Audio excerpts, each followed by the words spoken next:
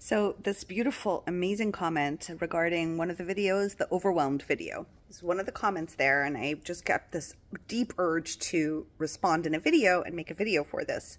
So I'm going to read part of it out, and then when something comes through, it'll come through. Needed to hear this. I feel stuck in an abusive marriage. I've talked to therapists, lawyers, gone into debt. I'm barely hanging on. And it just seems like everyone I know is okay with me not existing. That's where my mind goes, and I don't want to give up. Not existing. This is the part. This is the jewel. That's why, I'm goosebumps. I'm getting you know how important it is? Thank you all so much for leaving your comments, because a lot of times when you express your truth in these comments, your disempowered self shows up. The limiting belief, the core, the jewel shows up. And it's in what you say, it's in how you speak, it's in how you write or express yourself, that the disempowered version of you, the version of you that wants to just be unconditionally loved, to be okay existing, is showing up. And hers just showed up. Yours just showed up, my love. Okay, and it says, it seems like everyone I know is okay with me not existing. Holy moly. That is the belief. You know how you work so hard to figure out what's the core belief? I'm not enough. I'm not this. I'm not that. I'm unworthy. I don't matter. It's right. Goosebumps. I swear it's insane. My body's just shaking. So I don't exist is the core belief. Core beliefs, the disempowered version of you that is feeling I don't exist, meaning I don't matter. I will cease to exist, right? Nobody cares if I exist or not. I don't even care if I exist or not. Nobody cares about me. That's the pocket of energy that's speaking out right now. She's the one saying, oh my God, no one cares if I exist or don't exist. What shall I do? I don't know what to do. And you are there, okay? Because it's like most of your life, I don't want to say your whole life, most of your life has been, the decisions have been made from the version of you, that pocket of energy, the loud one, the one that's in terror right now of not existing. The decisions have been made through her perception of life, through her perception about herself, which is, I don't think it's okay for me to exist. Nobody wants me to exist. I don't exist, which is a freak show, right? So this is what this means. When you decide on who you want to be with, okay? When you've chosen the narcissist, when you've chosen the toxic person, when you've chosen the person that just doesn't fit you properly, you're choosing them from a place of, I don't exist. They make me feel like I exist. The love bombing phase, right? Or whatever phase. You're making choices because you don't exist and you want to exist. So anyone that gives you any kind of attention or makes you feel like worthy of existence, or that you matter to them, you will cling on. Whether it's a job, a friend, a partner, a family member, you will cling on to them because you are scared not to exist. Is this making sense? So I have now this belief, I don't exist. The disempowered version of me, the pocket of energy within me, believes she doesn't exist. Right? She doesn't matter enough to exist. I don't matter at all. Right? I can cease to exist and no one will care one iota. What you do is, my love, you take her, this beautiful, beautiful truth that she keeps coming out, and she keeps coming out and wanting to speak to you and be like, but I don't exist. Nobody cares about me. Not even you. You don't even care about me. You're clinging on to everyone else so that I can matter, so that I can exist. Because if I can see me through their eyes, if they can treat me well, then I am worthy of existing. If I can help people in their drama, if I can make people feel better, then I exist. Other than that, I have no identity. I have no state of existence. Is it making sense? You're going to take this version of you and you are going to allow her to exist. You are going to allow her to exist in her lack, in her belief of not existing, in her fear of not existing, right? Because whenever that fear, that pocket of energy would show up, you would abandon, Meaning, no, you don't exist. You don't exist. You disappear. And all she's like, but this is my biggest fear. And you keep repeating my biggest fear to me. What you're going to do is you're going to sit with her. You're going to sit with version of you that feels abandoned, that feels that she doesn't deserve to exist. Basically, she doesn't matter. And you're going to sit with her and you're going to listen. You're going to listen to what she has to say. You're going to allow the version of you, the pocket of energy that doesn't feel she has the right to exist, or that she is terrified to cease to exist, right? Meaning no one will see me. If no one sees me or hears me, right, then I will cease to exist. I don't exist anymore. She must exist for you. She needs to exist for you, my love. So you sit there and you say, oh my God, I'm so sorry I've ignored you. I'm so sorry that I didn't want you to exist within me or in my universe or in my world. You're going to sit with that and you're just going to feel into her, like always in the heart. Oh, or maybe you'll feel her maybe in your solar plexus, right? Maybe in your sacral, like see which energetic points in your body. Honestly, it doesn't even have to be your chakras. Even though I'm a master Reiki, it doesn't have to be in your chakras. You can feel her. Just ask, where is this pocket of energy? It could be on your arm and your upper shoulder. I don't know why I'm feeling it here, and it could be here. And you're just going to caress her wherever that is for you. All of you, wherever that is for you. You're just going to caress the pocket of energy that you're feeling the pain in. She doesn't exist, and let her know she exists. You exist. I'm touching you. I'm feeling you. I can sense you. You exist. If it's your heart, you do exist. There you are. Physically, I can touch you. Physically, I can feel you. You exist for me. You exist for me. Even if you don't exist, you're allowed to not exist for anyone. You're allowed to not exist. That's okay. But you exist with me.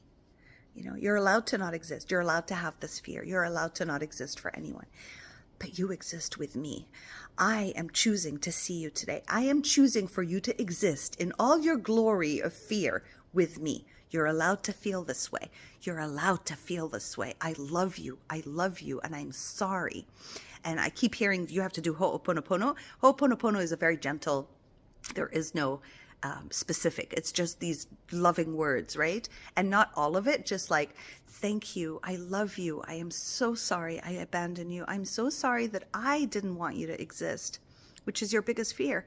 You are allowed to now exist within me. You're allowed to exist here. Your fear of not existing is allowed to exist with me. This is what you're going to do. This is how you're going to now take care of yourself. And I keep hearing the word worship this version of you. Worship her. I don't know. It's really weird to hear this, but worship that version of you. You're like, what? How can I worship the version of me that's afraid to exist? She needs it right now. This pocket of energy needs it right now, right? It needs to exist for you in its fear of lack of existence. It's upside down. It's really weird, but that's just what it is. Okay. And I'm just going to read the rest to see if anything else. That's where my mind goes, and I don't want to give up. I feel like I'm supposed to do something. I can't figure it out, and I'm tired, very tired. Another beautiful pocket of energy, another truth. I feel like I'm supposed to do something. What if you're supposed to do nothing, right? You're supposed to do something is a shoulding, right? It's the should thing. Like, you should be doing something. You're supposed to be doing something. What's wrong with you? So you're going to sit with that and you're just going to be like, oh, what if I'm supposed to do nothing? Okay. And allow divinity to take it over. What if I'm not supposed to do anything? Because when I do anything that I'm supposed to do, that's coming from the program. That is coming from the state of lack. That is a program, right? Because when you're supposed to do something, you're going to use your logic, right? You're going to use the program to decipher what you're supposed to do, right? But you're supposed to do nothing, okay? What can be done, what you get to choose to do, is follow the inspiration. Just follow the inspiration. The inspiration, the true inspiration will be like, just relax. Your nervous system is wrecked. Just breathe. Be okay with all of you. Be okay with doing nothing. Can you be okay with doing nothing? It's a lot of times the opposite of the shoulding, right? Of the supposed to. Well, you're supposed to do something. It could be an intuitive feeling that I'm supposed to be doing something, but it hasn't been clarified. So if it's not clarified, not through the logical, like, oh, I'm supposed to, so I should, so, okay, I'm supposed to do this and this. I have to get out of this marriage ASAP. This is abusive. There's so many shoulds, like, stop it. Silence it and be like, I know I'm supposed to be doing something and I'm going to trust that it's going to show up, right? But as long as my mental mind is going through the list of what I'm supposed to do, that's the program. And you're only going to use the program in which you perceive life with the old identity, okay, that was sleepwalking, right? Just with the program, following all this horrible words that are being told to you about you through you, right? All the fears of your pocket of energy, right? So, and I can't figure it out and I'm tired. You have every right to feel tired.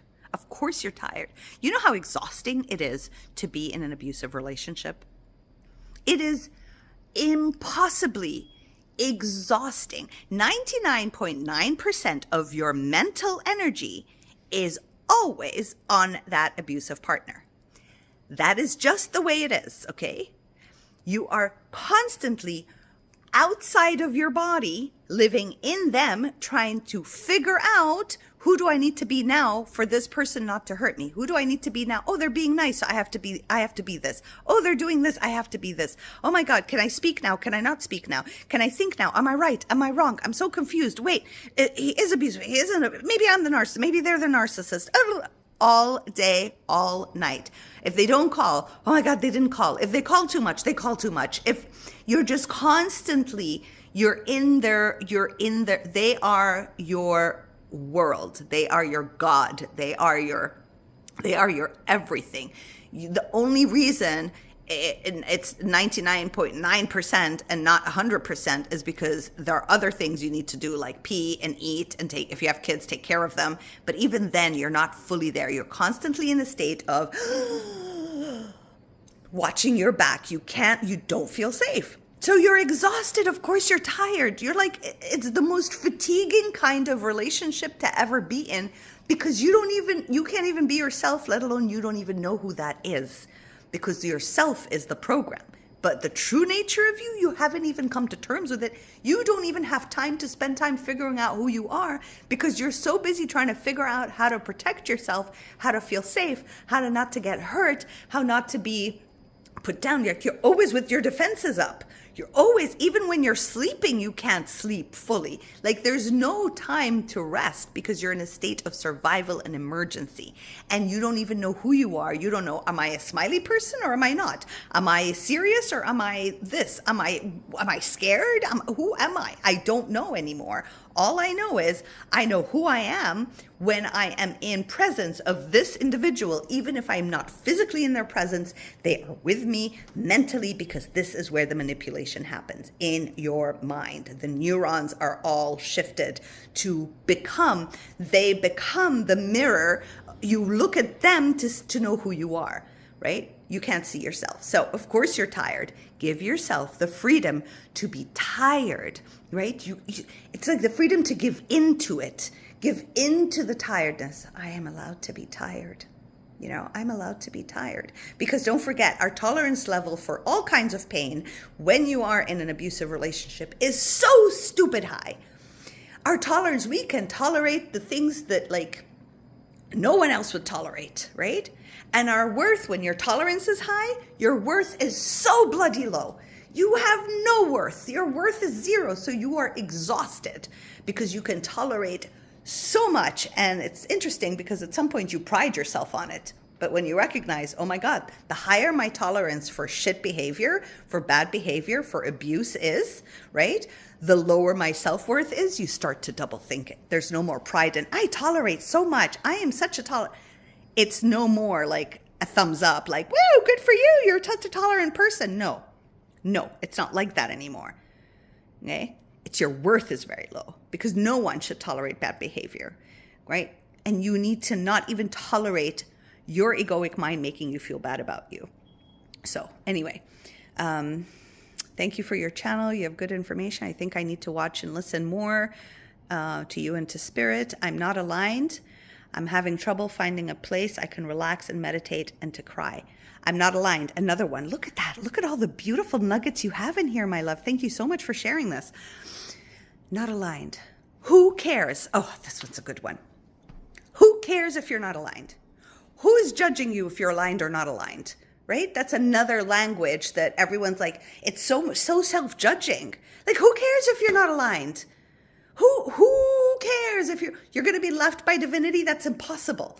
It's impossible to be left by divinity. It's impossible. You won't exist, your words, here unless divinity, unless you have the spark of divinity in you, unless life has been breathed into you, unless divinity adores the hell out of you because you exist, right? So you don't have to align for anything. You don't have to align for anything. So what if you're not aligned? That's what you say to the pocket of energy. That's what you say to that egoic mind that's coming through and saying, until you're aligned, then sorry, we can't relax you. Until you're aligned, then you're not going to really get any help. Until you're aligned, you're not going to be coherent and mental and emotional and all this. Until you're aligned. So now aligned has a lot of weight. It's a heavy word now, right? It just means that there's something wrong with you. Therefore, you're not receiving from divinity any safety or protection or divinations or inspirations. Something wrong with you. Fix you first so God can respond. Fix you first so your life can get better.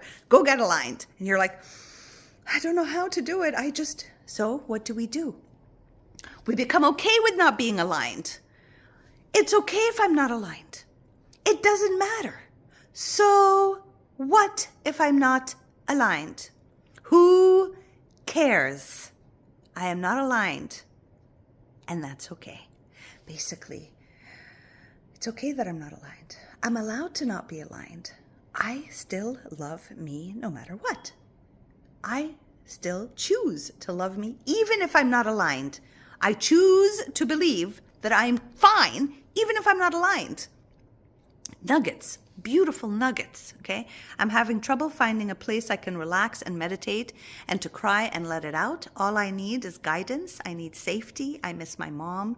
Blessings and love. Love you all. And I'm sorry for dumping. Don't ever apologize. You are not dumping. There's a very large difference between dumping your energy and sharing your truth. You have shared your truth and you're not dumping, okay? So you can tell energetically, like I wouldn't be pulled this much to your message if it was dumping. I would be like, oh, that's just somebody that doesn't even want to help themselves and they're just like constantly doing the thing. But with your energy, you're not. You're like open, like give me solutions, give me anything and I will run with it because that's the beauty of you. Right? So you're not dumping anything. We love you. I love you. I can speak on my behalf, right? But I know Mel does too. And everyone probably who's watching of kindness is feeling the same way. I already regret, my trauma situation out. I already regret it. Don't regret sharing your truth. That's part of the program. That's part of the manipulation. That's part of the gaslighting that you've been going through. Like every time you would share your truth, somebody would come and like hurt you for it, right? Put you down for it, shame you for sharing your truth, right? So even when you're sharing your truth because you really want to, you're being shamed out of it, right? No, don't, sweetie. You're fine. You're good. You're in a loving space right now with us here with you. I will actually share with you this. What really truly helped me 6 years ago was this meditation. Katie Howell. She is, just go on her playlist. You can't leave comments or anything there because it's called Inner Peace. She's got so many. Listen to them. She's got 10 minutes, 20 minutes, and 30 minutes, however much time you can. There's a vibration in the instruments she uses in the music that is truly divine. I mean, I would listen to her. I would meditate. God, it would just be like every 2 hours, I would put it in. I would lock myself in a room and just listen, whether it was 10 minutes, half an hour, and sometimes I would like go jump from one to the other until I would like I started to meditate for like 3-4 hours a day, because it was the only, while I was in a very dysfunctional relationship, like an extreme madness, I would do that until I found my power. I found myself again. That was the way I could find myself, where I needed just to relax my nervous system. So I really recommend Kelly Howell. Kelly Howell. Really, really great. Love her energy. Yeah, so that's one recommendation if you do want to meditate and find space for you outside of your mental jabber. At the same time, of course, love these pockets of energies. Allow that version of you to exist. And I send you so much love for what you're going through. It's not an easy journey. And it's helping you find you. That's sometimes it gets so shitty because we don't listen and we're so gaslit that when it really gets bad, you're like, I have no choice but to figure it out now. Figure me out. So I'm sorry you're going through that. I send you so much love, and I hope this video is helpful to you and to anyone else that is going through this. I love you. I love you. You're fine. You're good. You're safe. Go back to Divinity. Ask all day long. Help me feel better. Okay? Take care of me. Always ask. Ask, ask, ask. Don't get bored of asking. God is not a narcissist. You can ask 24 hours a day, 7 days a week, between every breath, and God's not like, oh, I'm so bored of her, she doesn't get it. No, no. God's not a narcissist, okay? Divinity is not a narcissist. Source is not a narcissist. You can ask as much as you like, and you will always be answered, right? I want to feel relief. I want to feel peace. I want to feel joy. I want to feel upliftment. I want to feel inspired to the next step. Thank you. And then always say thank you. Thank you, like, yep, thank you. It's been heard. Anyway, I love you. Take care. Bye. Oh, and we have a Buy Me a Coffee account. So you can go check that out. If any of these videos are helping you, then you can donate and to help us build our platform. Thank you.